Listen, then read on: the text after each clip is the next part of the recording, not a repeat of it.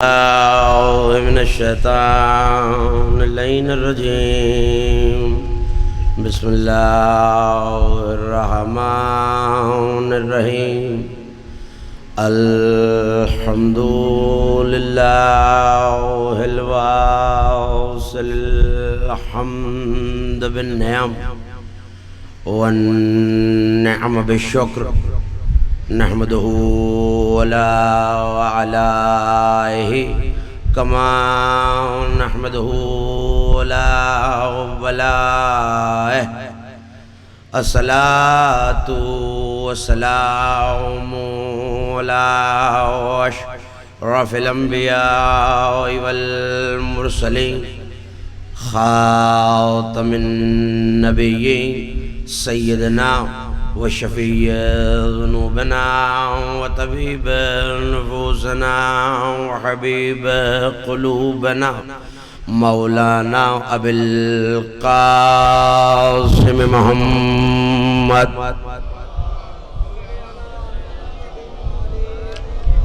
وأهل بيته الطيبين الطاهرين المعصومين المظلومين الميامين الذين ذهب الله عنهم الرجس وطهرهم تطهيرا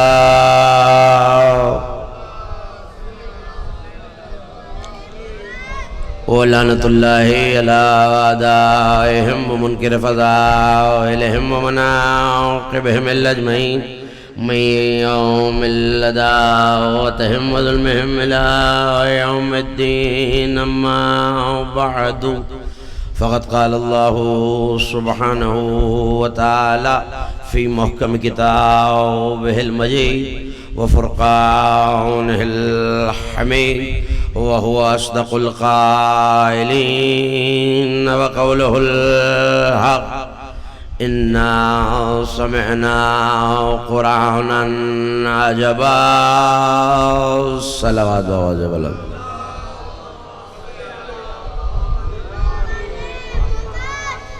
سب مل کے اس سے بلند اور بہتر صلوات پڑھیے آل محمد کی ذات پر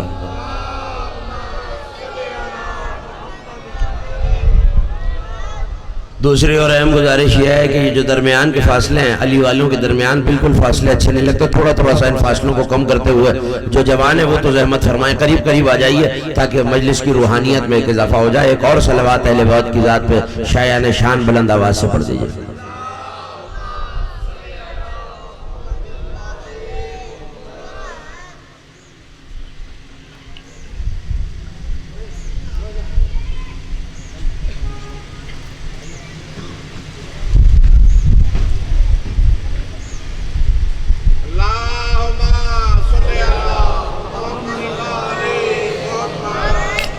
عشرہ محرم الحرام سن 1444 ہجری کے سلسلہ مجالس کی دوسری تقریر آپ حضرات سماعت فرما رہے ہیں بعنوان قرآن اور مظہر العجائب یقیناً سبب کامرانی ہے ہر اس شخص کے لیے جو اس قافلے سے جڑ گیا ذکر سے متمسک ہو گیا اور یہاں آ کر یہ بتا رہا ہے کہ ذکر حسین لاکھوں کوششوں کے باوجود آج بھی مٹنے سے باقی ہے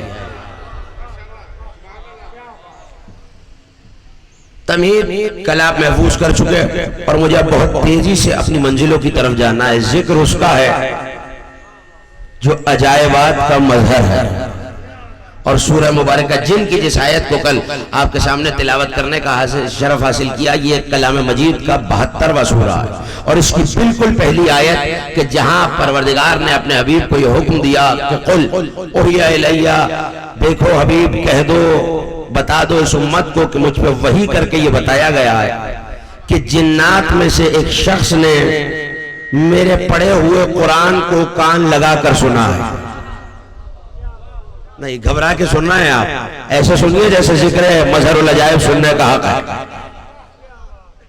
ایک جنوں میں سے ایک نفر نے ایک شخص نے ایک جن نے اس قرآن کو کان لگا کر سنا اور اس نے اپنی قوم میں جا کے کہا انا سمعنا قرآنا عجبا، ہم نے بڑا عجیب قرآن سنا ہے۔ گفتگو کل اس مرحلے پر رک گئی تھی کہ 1400 برس گزرنے کے بعد جسے قرآن کو اللہ نے عجیب نہیں کہا، قرآن نے خود عجیب نہیں کہا، بلکہ جنات نے عجیب کہا، اور عجیب کے معنی کل آپ کے حوالے کر چکا، ایسی حیرت جس کی وجہ معلوم نہ ہو۔ تو زمانہ جسے عجیب کہے وہ تو امت کی سمجھ میں آیا نہیں، اور جسے اللہ مظہر العجائب کہے،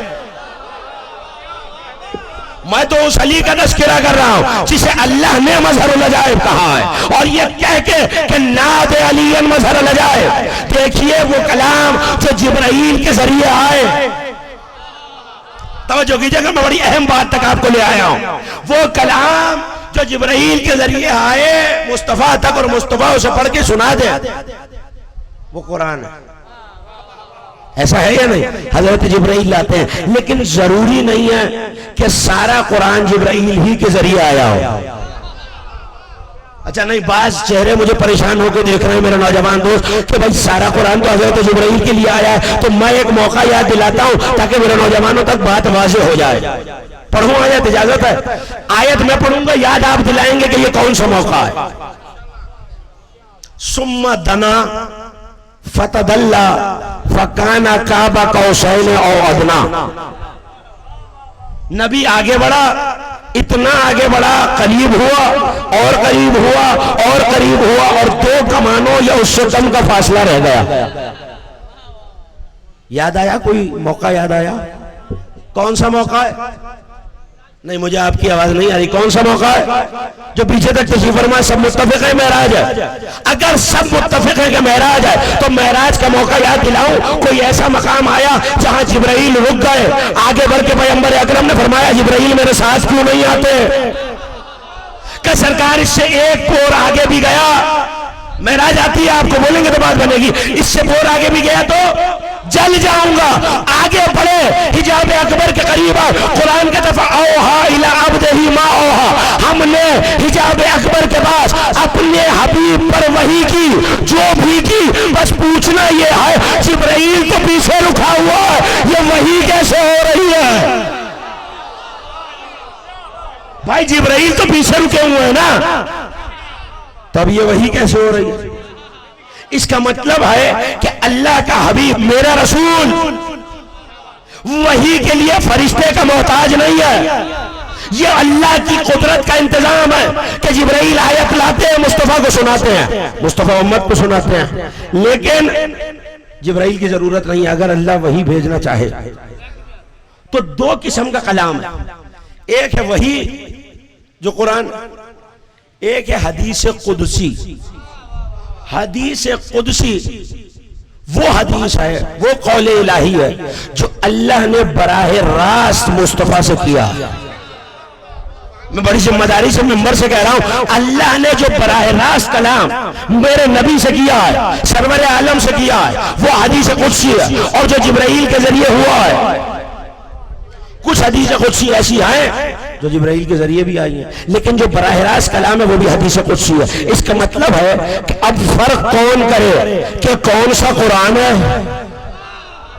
میں کسی منزل تک اپنے سننے والوں کو لے جا رہا ہوں، قرآن اور مظاہر العجائب آپ کے ذہنوں میں، اب فرق کون کرے کہ کون سا جبرائیل کے ذریعے آیا، کون سا قرآن ہے، کون سی حدیث قدسی ہے، کون سا حکم ہے؟ اچھا بھائی میں بول رہا ہوں تو آپ کو کیا پتا کہ کون سے جملے کتاب کے ہیں اور کون سے میرے ہیں؟ یہ میری صداقت ہے کہ میں بتا دوں کہ یہ جملے کتابوں کے ہیں، یہ جملہ اسد علی زیدی نے خود کہا ہے۔ اس کا مطلب ہے اگر میں سچا نہ ہوں تو فرق نہیں پتا چلے گا کتاب کا جملہ کون سا، بیٹا رہا خدا کے لیے میرا اپنا جملہ کون سا۔ تو ابھی بھی زمانے کو صداقت مصطفیٰ سمجھ میں نہیں آئی۔ اگر مصطفیٰ کی دیانت نہ ہوتی نہ پتا چلتا حدیث کون سی ہے، قرآن کون سا۔ یہ تو میرے نبی کی سچائی ہے کہ وہ بتا دیتا ہے یہ قرآن ہے یہ حدیث ہے۔ اگر مصطفیٰ نہ بتائیں تو قرآن نے تو کہہ دیا وما ينطق عن الهوى، لیکن اب میں کیا کروں؟ وہ جبرائیل جو قرآن لاتا ہے اللہ نے اسی سے کہلوایا، میرے حبیب سے جا کے کہہ دو آج تک قرآن لایا ہوں جو عجیب ہے، ہے. آج کہہ رہا ہوں نادے علی مظہر الجائے، نادے علی مظہر الجائے. تو وہی آئی ہے. بات بھولی تو نہیں نا؟ کل تمہید آپ کے حوالے کر چکا اور مجھے تمہید میں لمحوں کو ضائع نہیں کرنا. جنات نے سنا اور سن کے کہنے لگے کہ ہم بہت عجیب قرآن سن کے آ رہے ہیں. توجہ رہے کہ مومن کی اپنی نظریں مجھ میں سی کے رکھنا اور ایسے سننا جیسے ذکر مظاہر العجائب سننے کا حق ہوتا ہے. یہ بزرگ جو تشریف فرما ان سے دعاؤں کا طالب ہو، جملہ آپ کے حوالے. ہم نے بڑا عجیب قرآن سنا ہے. تو قرآن کو جنات نے عجیب کہا. لیکن ایک بات تو طے ہے کہ کل قرآن کا چیلنج آپ کے حوالے کر چکا کہ اگر جنات اور انسان جمع ہو جائیں اور ایک دوسرے کا ساتھ دیں تب بھی قرآن کا جواب نہیں لا سکتے. ارے قرآن تو بڑا ہے، 10 سورت نہیں لا سکتے. 10 سوریں بڑی ہیں، ایک سورت نہیں لا سکتے. ارے بقرہ نہیں لا سکتے تو کوثر لے آؤ. نہیں، تم کوثر بھی نہیں لا سکتے. اچھا، کل اقاص کے میلے کا تذکرہ سنا نا میرے سننے والوں نے؟ یاد ہے نا اقاص کا میلہ؟ وہ جو مکے میں بہت بڑا میلہ لگتا تھا تو شاعروں کے بہت بڑے بڑے قصیدے لگائے جاتے تھے. میں عربی ادب کا بہت چھوٹا سا طالب علم ہوں. علماء سے جا کے پوچھئے ان قصیدوں کو سبع معلقات کہتے ہیں یا معلقات سبع کہتے ہیں. 7 لٹکے ہوئے قصیدے. اور جنہوں نے عربی ادب پڑھا ہے، ہم نے بھی پڑھا ہے اور یہ پڑھنا لازم ہے، اس کے بغیر ادب مکمل نہیں ہوتا. اور اتنے وزنی کلام تھے کہ ان شاعروں کو اس قدرت کلام پہ سجدہ کیا جاتا تھا. پہنچ گئی بات؟ جو بانس سے اس طرف بیٹھے ہیں آپ تک بات پہنچ رہی ہے؟ ہاتھ اٹھاتے رہیے گا تاکہ پتہ چلتا رہے میرا ہم سفر ہے. سبع معلقات لکھے. تو اب قرآن کا چیلنج تھا کہ قرآن جیسا لے آؤ، نہیں لا سکے. قرآن نے پھر انتظار کیا، بھائی 10 سورتیں لے آؤ، نہیں لا سکے. ایک سورت لے آؤ. تو کوثر قرآن کا سب سے مختصر سورہ، 3 ہی آیتیں ہیں. جب اقاص کے میلے میں یہ ساری شاعری لگی ہوئی تھی تو نبی نے کوثر کی 3 آیتیں لکھ کر کعبے پر لگا دی. اب میری مدد کریں گے گوجرا والے تو میری مسجد آسان ہو جائے گی. کوثر کس کی شان میں آیا ہے؟ آج انہیں پتا ہے وہ تو میری مدد کرے نا. کوثر کس کی شان میں آیا ہے؟ شہزادی کی شان میں. تو 3 آیتوں میں چوتھی آیت بھی نہیں بنا سکے. تو چیلنج اور آگے بڑھا کہ دیکھو تم سورہ تو بڑی دور، اس سورہ جیسی آیت بھی نہیں لا سکے. تو کوثر سیدہ کا قصیدہ اللہ کو گوارا نہیں ہوا کہ 3 آیتوں میں چوتھی کا اضافہ کرے. ارے جو اللہ سیدہ کے قصیدے میں ایک آیت کا اضافہ برداشت نہیں کرتا، آیت کی شراکت برداشت نہیں کرتا، وہ 3 بہنوں کی شراکت کیسے برداشت کرے؟ میں کچھ کہہ رہا ہوں.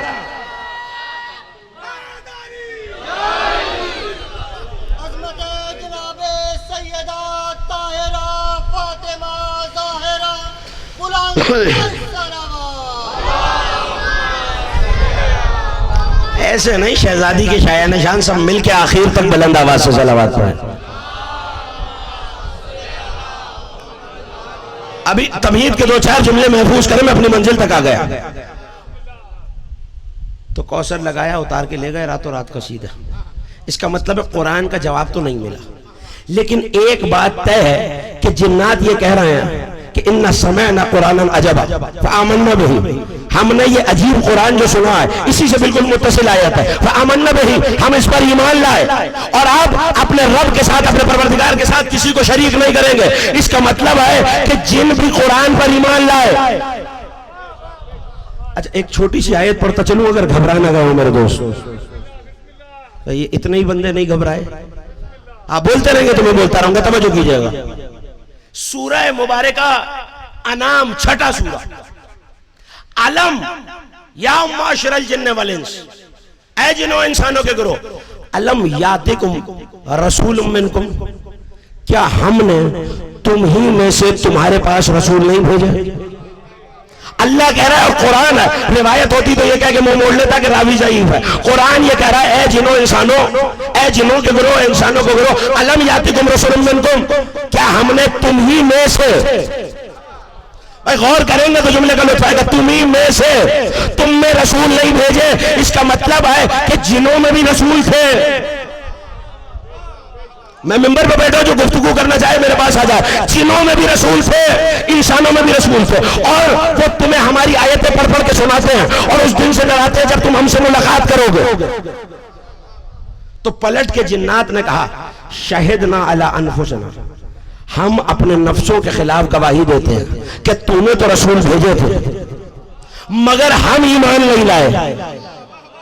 تو نے تو توجہ ہو جائے آخری مومنٹ تک, تو نے تو رسول بھیجے تھے مگر ہم ایمان نہیں لائے. تو ایک نتیجہ تو سورہ انعام کی آیت میں دے دیا نا کہ جنوں میں بھی رسول آئے, انسانوں میں بھی رسول آئے, جنوں میں بھی رسول آئے. نہیں مجھے آپ کی آواز نہیں آ رہی, انسانوں میں بھی. تو ہدایت کا سلسلہ چلا اور اللہ نے بعض نبی ایسے جو جنات پہ بھی ہیں انسانوں پہ بھی ہیں, جیسے حضرت سلیمان بن داؤد, لیکن جنوں کے رسول تھے اور انسانوں کے رسول تھے, لیکن اختلاف تھا, کچھ کو انہوں نے مانا کچھ کو نہیں مانا. لیکن اب میں کیا کروں کہ قرآن کے بارے میں اللہ یہ کہہ رہا ہے یہ کتاب جنوں کے لیے بھی ایک ہے. بھائی اعجاز قرآنی پہ تو گفتگو ہو رہی ہے نا, یہ کتاب جنوں کے لیے بھی ایک ہے انسانوں کے لیے بھی ایک ہے. اس کا مطلب ہے قرآن جیسے انسان پہ حجت. اب ذرا جائیے اور علماء سے پوچھئے کیا توریت جنوں پہ حجت تھی؟ تو میں ممبر سے کہہ رہا ہوں نہیں تھی. زبور جنوں پہ حجت تھی؟ نہیں تھی. انجیل جنوں پہ حجت تھی؟ نہیں تھی. صرف قرآن ہے جو جیسے انسانوں پہ حجت ویسے, ہاں بولیں گے تو بات بنے گی, جو پیچھے تھا یہ فرمایا ویسے جنوں پہ حجت. اچھا تو پھر آگے بڑھا اور پھر نبی نے آواز دی انا رسول الثقلین, میں ثقلین کا رسول ہوں. دیکھیے ایک ثقلین تو وہ ہیں جنہیں آپ جانتے ہیں, انی تارکون فیکم الثقلین. اچھا میں نے شاید کوئی نئی بات کی ہے جو حیرت سے مجھے دیکھ رہا ہے, مجھے نہیں پتا وہ کیوں اور جو داد دے رہے ہیں وہ کیوں. انی تارکون فیکم الثقلین, میں تم میں دو برابر کی چیزیں چھوڑے جا رہا ہوں, ایک اللہ کی کتاب ایک میرے اہل بیت. لیکن یہاں ثقلین سے مراد جن اور انس ہیں, جنات میں بھی رسول. اور طرفین کے علماء نے یہ روایت لکھی بعثت الی اسود والاحمر, میں جنات پہ بھی رسول انسانوں پہ بھی رسول. تو ایک بات پتہ چل گئی, اب جب ہدایت کا سلسلہ چلا تو نبی رسولوں کے لیے رسول, نبی جنات کے لیے بھی انسانوں کے لیے بھی. قرآن ہاں بولیں گے تو بات بنے گی, انسانوں کے لیے بھی, انسانوں کے لیے بھی اور جنوں کے لیے بھی. اس کا مطلب ہے کہ اللہ کی ہدایت کا سلسلہ یہ ہے کہ انسان جنوں کے لیے بھی انسانوں کے لیے بھی. کون؟ صلوات پڑھ دیجئے بابا زبیلہ. اس صلوات پہ تو نہیں پڑھوں گا,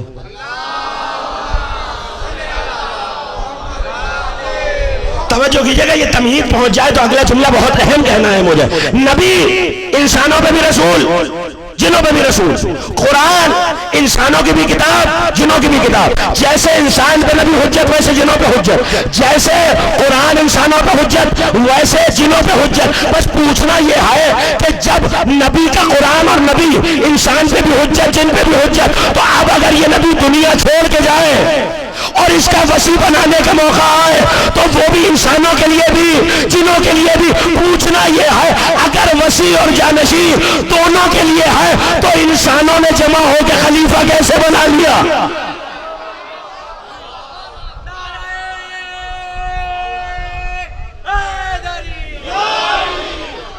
نہیں یہ درمیان سے مجھے ہاتھ اٹھتے ہوئے نظر آ رہے ہیں, خیریت ہے؟ تھکے ہوئے ہیں آپ سب مل کے آخری مومنٹ تک مل کے نعرہ لگے گا.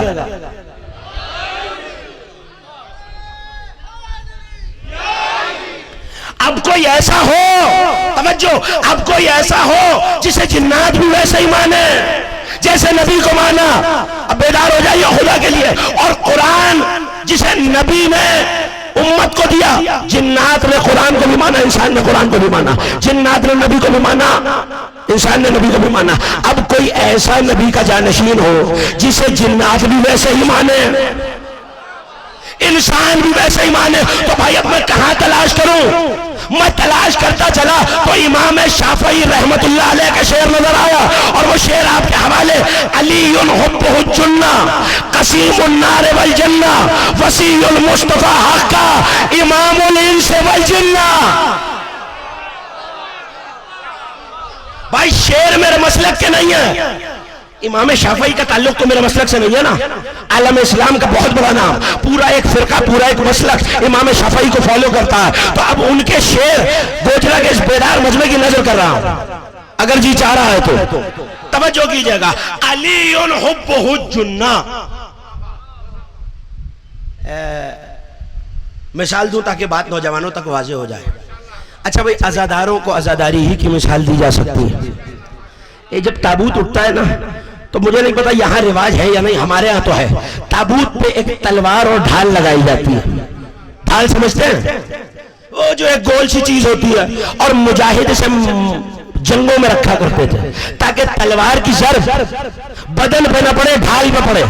تو اس کا مطلب ہے ڈھال وہ چیز ہے، وہ سپر ہے جو بچاتی ہے.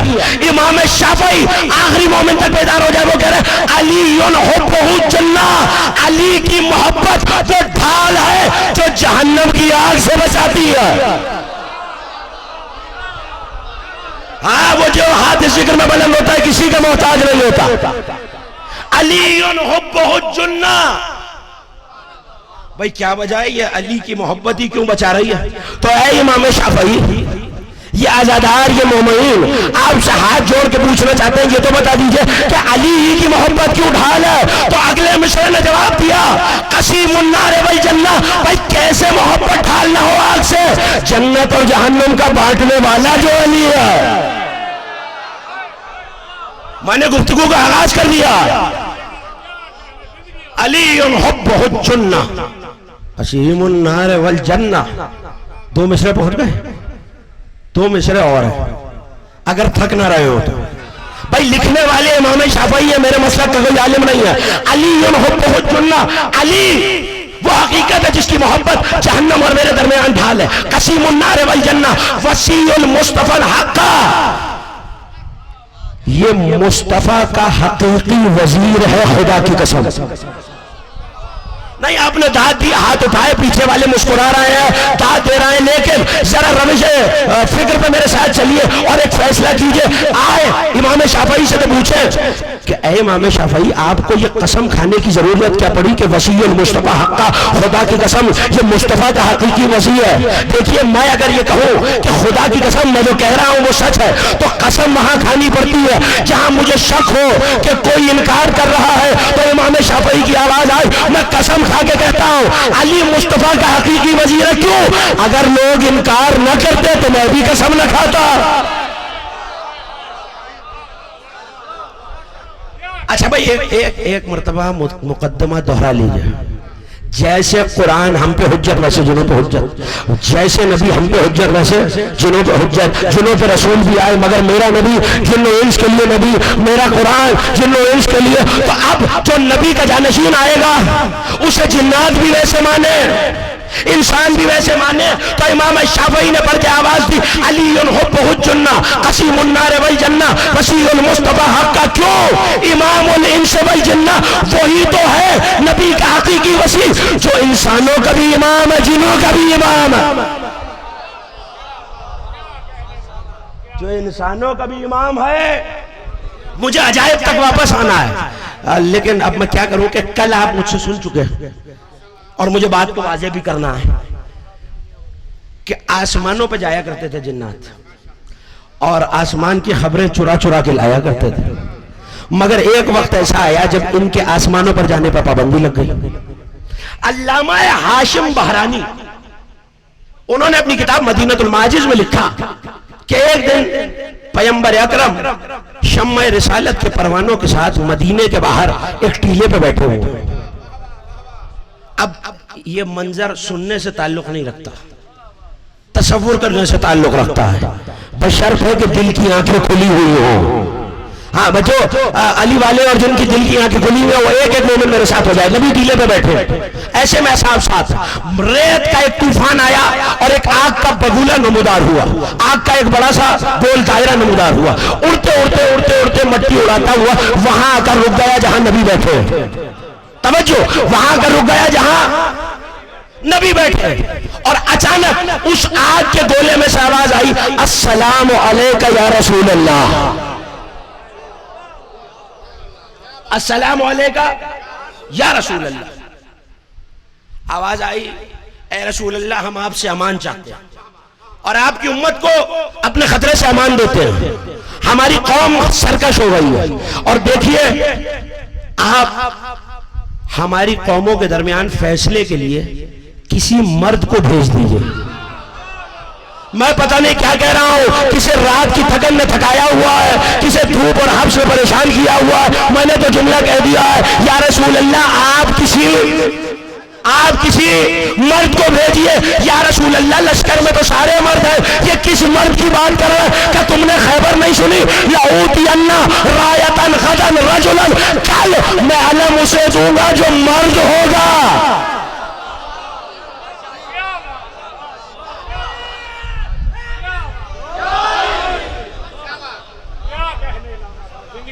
کل علم اسے دوں گا جو مرد ہوگا۔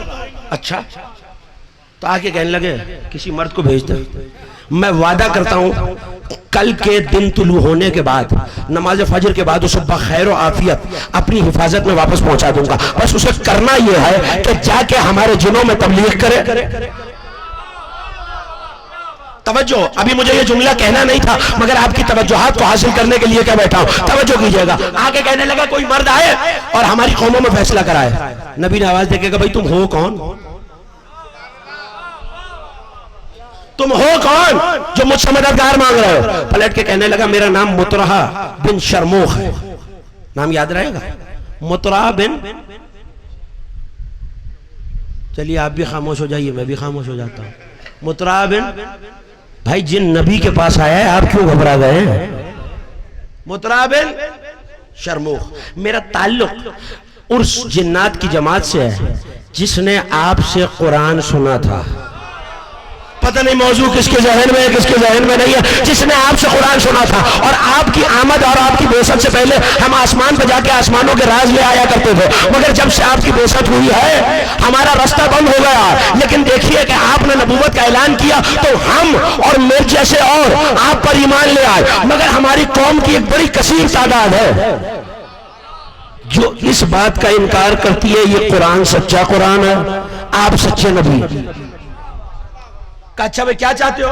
کہ سرکار وہ ہم سے عدد میں بھی زیادہ ہیں، قوت میں بھی زیادہ ہیں، ہمارے پانی کے چشموں پہ انہوں نے قبضہ کر لیا۔ ایک مومن اپنی نظر مجھ پر سی کے رکھے، ہمارے پانی کے چشموں پہ انہوں نے قبضہ کر لیا۔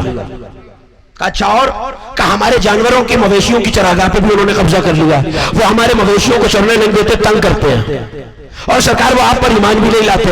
تو اب کوئی ایسا بھیجئے جو ہمارے اور ان کے درمیان فیصلہ کرا دے، انہوں نے ہمیں بہت تنگ کر کے رکھا ہوا ہے۔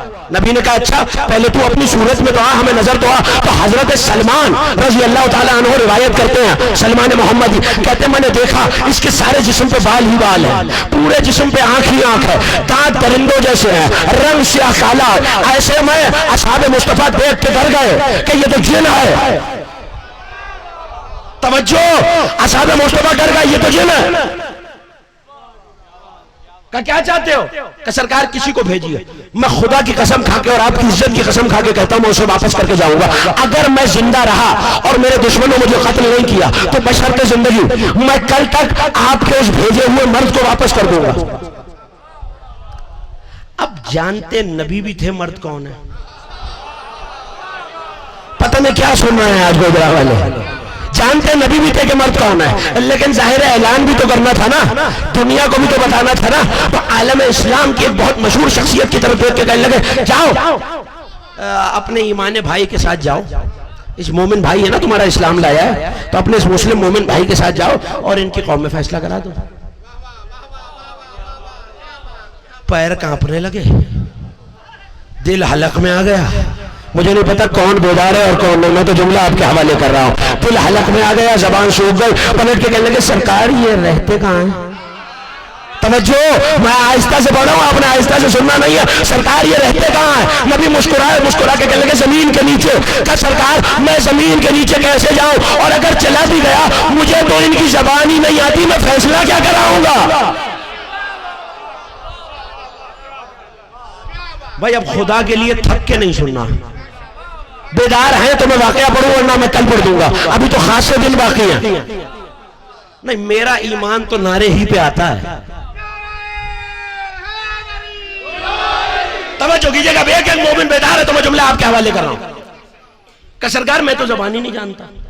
اب جب آج زبان ہی نہیں جانتا میں فیصلہ کیا کراؤں گا؟ تو پلٹ کے کہنے لگے اچھا تو ابھی دائیں طرف دیکھ رہے تھے، بائیں طرف دیکھ کے کہنے لگے آپ جائیے گا، آپ جائیں گے کہ سرکار زمین کے نیچے جنات کی بستی، اللہ جانے وہ کتنے ہیں، ہم کم ہوں وہ زیادہ ہوں، وہ طاقت میں بڑے ہوں ہم کمزور ہوں۔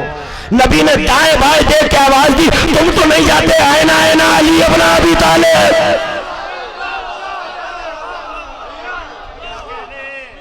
علی کہاں ہے؟ اب توجہ رکھیے گا، علی کہاں ہے؟ سمان وطاعتن یا رسول اللہ، سرکار حاضر ہو یا علی، جاؤ اپنے ایمانی بھائی کے ساتھ اس جن کے ساتھ جاؤ اور ان کی قوم میں فیصلہ کرا دو، ان کے جو دشمن ہیں وہ تعداد میں زیادہ ہیں، قوت میں زیادہ ہیں، ان کی چراگاہوں کو چھین لیا، ان کے چشموں کو چھین لیا، جاؤ اور اس مومن بھائی کی مدد کرو۔ نبی نے علی کو آواز دی، علی نے دائیں بائیں دیکھے گا کمبر ذرا ذوالفقار لانا، خدا کی قسم جو تھکا نہیں ہے وہ میرے ساتھ ہو جائے، کمبر ذرا ذوالفقار لانا، نہیں میں اس منزل پر روک دوں اپنے سننے والوں کو، مجھے اپنے سننے والوں سے ایک سوال کرنا ہے، بھائی جن کس سے بنے؟ جنہیں پتا ہے وہ تو مدد کرے نا، آگ سے بنے، اچھا تو کیا لوہا آگ کو کاٹ لیتا ہے؟ میں دیکھیے بڑا پڑھا لکھا اور علمی مجمع ہے میرے سامنے، کیا لوہے آگ کو کاٹ لیتا ہے؟ نہیں کاٹ سکتا۔ بھائی لوہا آگ میں تپ کے تو اپنی شکل اختیار کرتا ہے نا، لوہار آگ میں لوہے کو تپا کے جلا کے ہی تو تلوار بناتا ہے، تو تلوار لوہے کی آگ پہ اثر انداز نہیں ہوگی، آگ تلوار پہ اثر انداز ہوگی۔ یا علی پوچھنا یہ ہے، جانا ہے جنات کے پاس، جن بنے ہیں آگ سے، آپ کمبر سے تلوار منگا رہے ہیں، یا علی میرا مجمع پریشان ہے کہ دنیا کے کارخانوں میں جو تلوار بنے وہ آگ سے پگھل جاتی ہے، میری تلوار قدرت کے کارخانے سے آئی ہے۔ علی حق، علی حق، علی حق، سب مل کے ہاتھ بلند کر کے علی حق، علی حق، علی حق، علی حق، علی حق، علی حق، علی حق، نعرہ حیدری۔ عجیب یاد رکھیے گا، قرآن عجیب ہے، علی مظہر العجائب ہے۔ کل تک جن کہہ رہے تھے قرآن عجیب ہے، لیکن یہ کتنی عجیب بات ہے کہ قرآن اور رسول کو ماننے والے آئے ہیں فیصلہ کروانے، یا رسول اللہ مجھے نہیں پتا کون سمجھا کون نہیں سمجھا، یا رسول اللہ آپ اللہ کی حجت ہیں، آپ اللہ کے نبی ہیں، آپ کیوں نہیں چلے جاتے کہ یہ بتانا ہے وہ میرا وارث کون ہے جو جنوں کا بھی امام ہے انسانوں کا بھی امام ہے، جو قرآن کو عجیب کہہ رہے ہیں ان جنوں کا تھکے نہیں رہنا۔ ایک صلوات پڑھ لیجیے بلند آواز سے تاکہ میں گفتگو آگے بڑھاؤں۔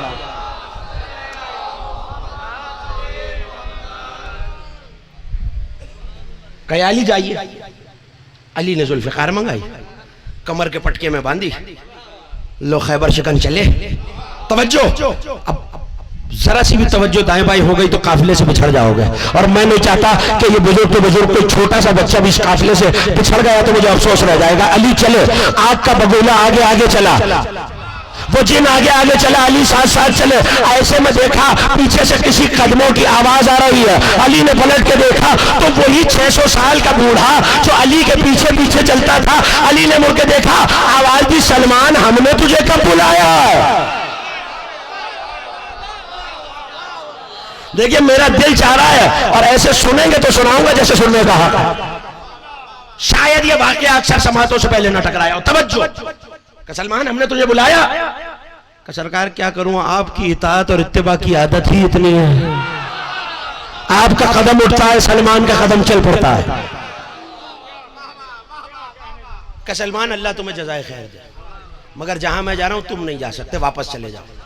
سلمان پلٹ گئے۔ سلمان کہتے ہیں جہاں سے علی نے مجھے حکم دیا نا میں وہیں ٹھہر گیا، امامت کا حکم تھا نا، اسی کو اطاعت کہتے ہیں. جو امام کہے وہی رک جاؤ. کہتے میں نظریں لگا کے دیکھ رہا تھا, کچھ دور کچھ قدم علی چلے, وہ جن بھی چلا, زمین پھٹی.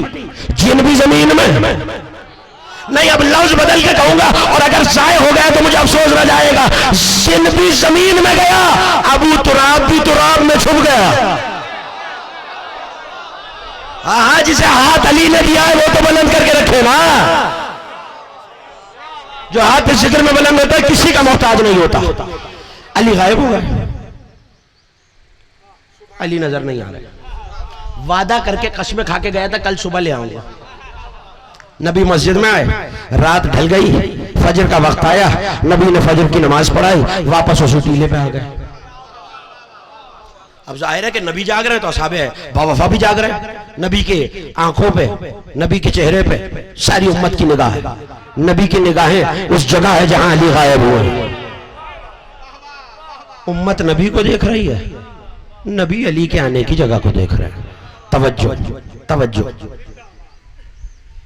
سورج ڈھلنے لگا. کسی نے پوچھا سرکار آپ بڑے نازک مزاج ہیں, سورج سوا نیزے پہ ہے, یہاں بیٹھ کے انتظار کریں گے, پسینے کی لڑیاں مروارید کی لڑی بن کے ٹوٹ ٹوٹ کے گر رہی ہیں, آپ آرام فرمائیے, علی آ جائیں گے. کہ وہ وعدہ کر کے گیا تھا کل صبح لے آؤں گا, اور وہ وعدہ خلافی نہیں کرے گا, اس نے میری عزت کی قسم کھائی ہے. صاحب شام ڈھل گئی, ظہر کا وقت آیا, نبی نے نماز پڑھائی, پھر ٹیلے پہ علی نہیں آ رہے. ایک صاحب دوسرے کو کونی مار کے کہنے لگے اچھا ہی ہوا, اچھا ہی ہوا بھائی, آئے دن ہمیں علی علی علی علی علی علی علی علی علی علی علی علی علی علی علی علی علی کی فضیلتیں سنا کر علی پہ فخر کرتے رہتے. اب علی نہ ہوگا, نہ فضیلت ہوگی, نہ فخر ہوگا. ایسے میں عصر کی نماز کا وقت آیا, مصطفیٰ نے نماز پڑھائی, ٹیلے پر آئے تو ایک مرتبہ تراب کا سینہ پھٹا, ابو تراب نمودار ہوا.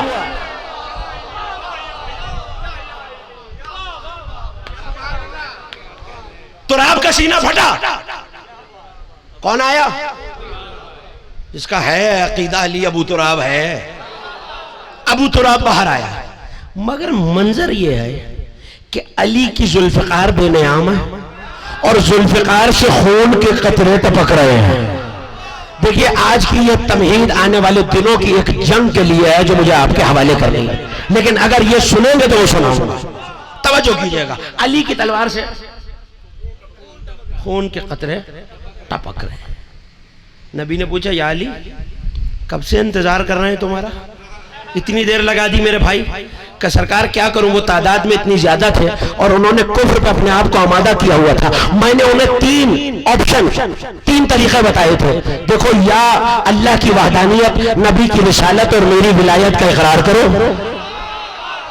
پتہ نہیں کہاں بیٹھے ہیں آپ, میری ولایت کا اقرار کرو. اب پتہ چلا جنوں کا بھی امام ہے, انسانوں کا بھی امام ہے, زمین کے نیچے گیا ہے. قرآن زمین پہ ہدایت کرتا تو عجیب ہے, جو زمین کے نیچے ہدایت کرے اسی کو مظہر العجائب کہتے ہیں. من کنتو مولا, من کنتو مولا.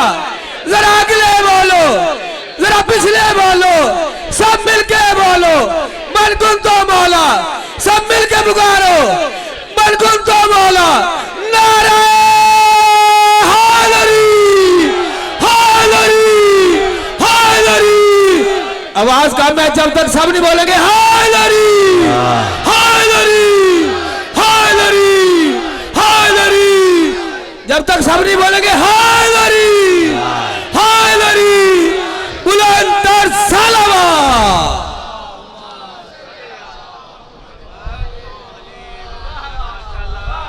علی کی تلوار سے لہو ٹپک رہا ہے. کہ سرکار 3 آپشن دیے تھے, 3 آپشن دیے تھے. ایک اللہ کی وحدانیت کا اقرار کرو, رسول کی رسالت کا, میری ولایت کا. دوسرا یہ کہ اگر ایمان نہیں لاتے تو جزیہ دینا شروع کرو. کیسا مظہر العجائب ہے, جنات سے جزیہ لے رہا ہے. جزیہ دینا شروع کرو. جزیہ وہ ٹیکس ہوتا ہے جو کسی مملکت میں رہنے کے لیے دیا جاتا ہے. تو جو مسلمان نہیں ہے وہ مملکت اسلامیہ میں رہے گا نبی کے دور میں, تو اسے قیمت ادا کرنی پڑے گی, یا ایمان لے آئے یا وہ ٹیکس دیتا رہے, کیونکہ وہ مملکت اسلامیہ میں رہ رہا ہے اور یہ مملکت اسلامیہ کا حق ہے. تو علی نے دوسرا آپشن یہ دیا یا ایمان لاؤ کلمہ پڑھو، یا پھر خدا کے لیے 2-4 لمحے نہ تکنا میں نے تقریر کو تمام کر دیا، یا اسلام لے آؤ، ایمان لے آؤ، یا جزیہ دو۔ یا تیسری بات یہ ہے، نہ اگر اسلام لاتے ہو نہ جزیہ دیتے ہو تو یہ جو میرا بھائی ہے نا صاحب ایمان، یہ مجھے بلا کے لایا ہے اپنی مشکل کشائی کے لیے۔ پتہ چلا نبی کا وارث وہ ہوتا ہے جو جنات کا بھی مشکل کشا ہو، تو یہ مجھے لایا ہے اپنی مشکل کشائی کے لیے، اور میں نے اس سے وعدہ کیا تو اب ایسا کرو، نہ تم اسلام لاؤ گے نہ جزیہ دو گے تو پھر مصالحت کر لو، صلح کر لو، آدھی چراگاہیں انہیں دے دو، آدھے چشمے انہیں دے دو۔ نبی نے کہا انہوں نے کیا اختیار کیا؟ کہ سرکار تینوں آپشن رد کر دیے، نہ اسلام لائے نہ جزیہ دیا نہ انہیں چشمے اور چراگاہیں واپس کی۔ کہ یا علی پر تم نے کیا کیا؟ کہ سرکار دیر لگ گئی، مارتے مارتے 80,000 جو تھے۔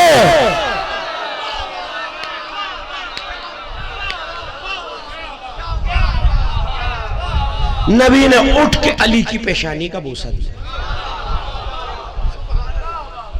جن کی آواز آئی یا علی اللہ آپ کو جزائے خیر دے، آپ نے ہمیں کافر جنات کے چنگل سے بچایا ہے۔ یہ تو ہے نبی کے دور کا واقعہ۔ جنات پہ آنے والی تقریروں میں گفتگو کروں گا، لیکن آج کی حد تک یہ واقعہ سن لیجئے۔ جو گئے ہیں نا زیارتوں پہ میری تائید کر سکتے ہیں، اور جو نہیں گئے مولا ذکر کے طفیل ہم سب کو اتباعت اہلیات کی زیارت سے مشرف فرمائے۔ اب کوفے کی مسجد میں ایک دروازہ ہے جسے باب الفیل کہتے ہیں، جو گئے وہ تو بولے نا میرے ساتھ، اسے باب الفیل کہتے ہیں۔ اسی کو باب صوبان بھی کہتے ہیں، اور صوبان عربی میں اژدہے کو کہتے ہیں۔ اچھا بھائی، تو اسے باب الفیل کیوں کہتے ہیں، باب صوبان کیوں کہتے ہیں؟ ایک دن علی مسجد کوفہ میں بیٹھے ہیں، توجہ، ایک دن علی مسجد کوفہ میں بیٹھے ہیں، لوگ ایک دوسرے پہ گر رہے ہیں، بھگدڑ مچی ہوئی ہے۔ علی نے ایک کو قریب بلایا، ادھر آؤ، یہ شور کس بات کا ہے؟ کہ سرکار آپ کو نہیں پتا باب فیل سے ایک بہت بڑا اژدہا آیا ہے۔ نا نا نا نا نا، میں سمجھا ہی نہیں سکا۔ علی مطمئن بیٹھے ہیں، جب دروازے والوں کو پتا ہے تو جو شہر علم کا دروازہ ہے اسے نہیں پتا کہ اژدہا آیا ہے۔ یا علی یہ اتنے مطمئن کیوں بیٹھے ہو؟ کہ میں اژدہے سے کیا گھبراؤں، میں تو جھولے میں چیر دیا کرتا ہوں۔ آیا، توجہ، تقریر منزل سے قریب ہو رہی ہے، آیا اور آگے سیدھا سیدھا ممبر کی طرف چلا۔ علی ممبر میں، لوگ رستہ دیتے جاتے ہیں، بھائی ظاہر ہے بڑے پرامن لوگ تھے، اژدہا تو بڑا ہوتا ہے، اور سانپ سے بھی ڈرتے تھے، تو اژدہا آ گیا۔ علی نے کہا رستہ دیتے جاؤ، گھبرانا نہیں، اپنے کام سے آیا ہے۔ مجھے نہیں پتا تھک کون گیا اور بیدار کون ہے، مجھے تو جملہ آپ کے حوالے کرنا، گھبرانا نہیں، اپنے کام سے آیا۔ اژدہا نے پھن اٹھایا، علی کے بلا تجویز میری طرف دیکھتے رہیے گا، علی کے کان مبارک کے قریب، اذن مبارک کے قریب اپنا پھن لایا، اور سنسناہٹ کی جیسے سانپ کی آواز ہوتی ہے، سنسناہٹ کی سیٹیوں کی آواز آ رہی ہے۔ اب دیکھتے میری طرف رہنا، یہاں ہے اژدہا، علی بیٹھے ہیں ممبر پر، وہ کان کے قریب سنسنا رہا ہے، اور علی کہتے جا رہے ہیں اچھا اچھا اچھا اچھا اچھا، جو بیدار ہے میرے ساتھ ہو جاؤ۔ لوگوں نے حیران ہو کے کہا سرکار یہ تو اپنی زبان میں بول رہا ہے، کہ تم کیا سمجھتے ہو یہ اژدہا ہے، یہ جنوں کا ایک شخص ہے، اور میں جنوں کا بھی امام، انسانوں کا بھی امام۔ نگر نگر گلی گلی، چمن چمن گلی گلی، نعرہ حیدری حیدری حیدری حیدری حیدری، بلندر صلوات۔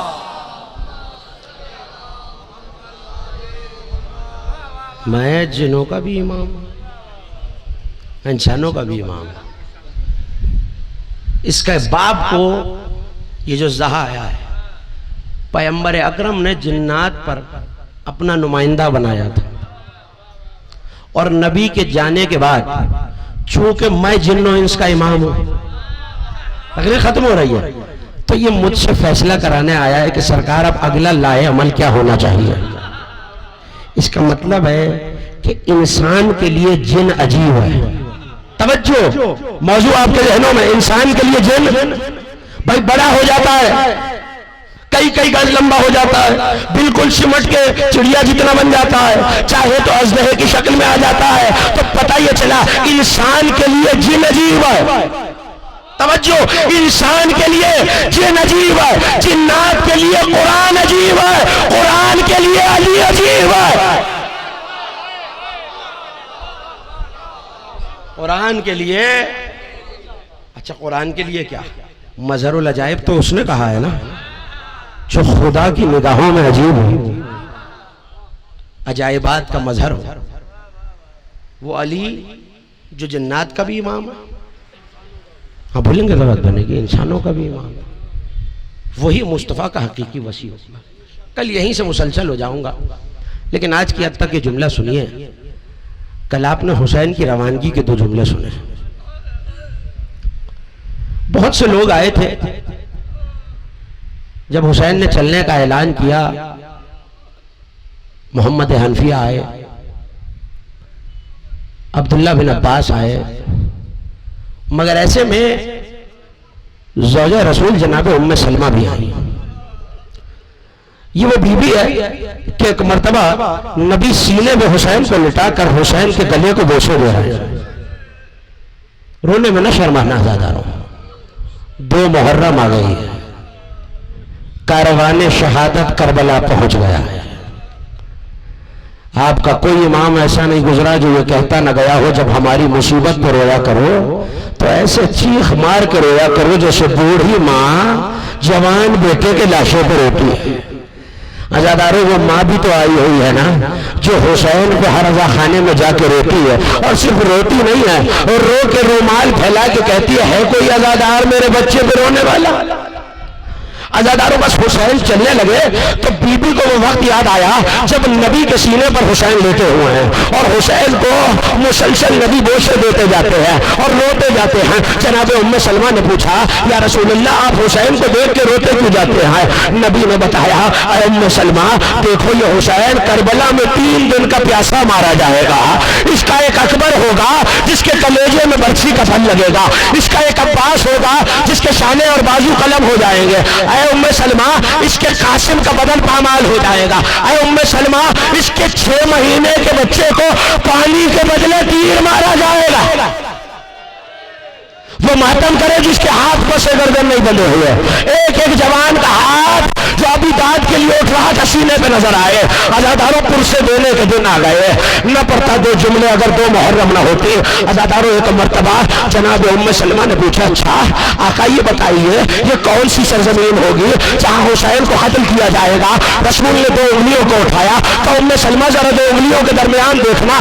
اب جو دیکھا جناب ام سلمہ طرف گئی، کہا آقا یہ کون ظالم ہے، کون خنجر ہے حسین کا گلا؟ ام سلمہ روتے آنا، عزاداروں ماتم کرتے آنا، اگلے برس وہی روئے گا جو رہے گا، اللہ جانے زندگی کس سے وفا کرے کس سے وفا نہ کرے۔ ام سلمہ یہ کربلا کی زمین ہے۔ کہا اچھا آقا، جناب ام سلمہ کہتی ہیں نبی نے وہیں سے ہاتھ بڑھا کر ایک مٹھی مٹی اٹھائی اور میرے ہاتھ میں تھما دی۔ کہا ام سلمہ یاد رکھنا جس دن یہ مٹی لال ہو جائے نا سمجھنا میرا حسین بے گناہ مارا گیا۔ لوگاداروں سن لیا نا جملہ، جب حسین چلنے لگے نا تو بہت سے لوگ حسین کو روکنے آئے، حسین مدینہ ویران ہو جائے گا آپ نہ جائیے، حسین نانا کی قبر ویران ہو جائے گی آپ نہ جائیے، مگر ایسے میں جناب ام سلمہ بھی آئیں۔ کہ حسین میرے لال، کہ جی نانے، کہ حسین میں جانتی ہوں کہ جو کربلا میں اللہ سے کیا ہوا وعدہ پورا کرنا ہے، اپنے نانا سے کیا ہوا وعدہ پورا کرنا ہے، مگر حسین میں یہ نہیں کہوں گی کہ مدینہ چھوڑ کے نہ جاؤ، مگر حسین میں اتنا ضرور کہوں گی اپنے جانے کو 2-4 روز مؤخر کر دو بیٹا، کچھ دن بعد چلے جانا۔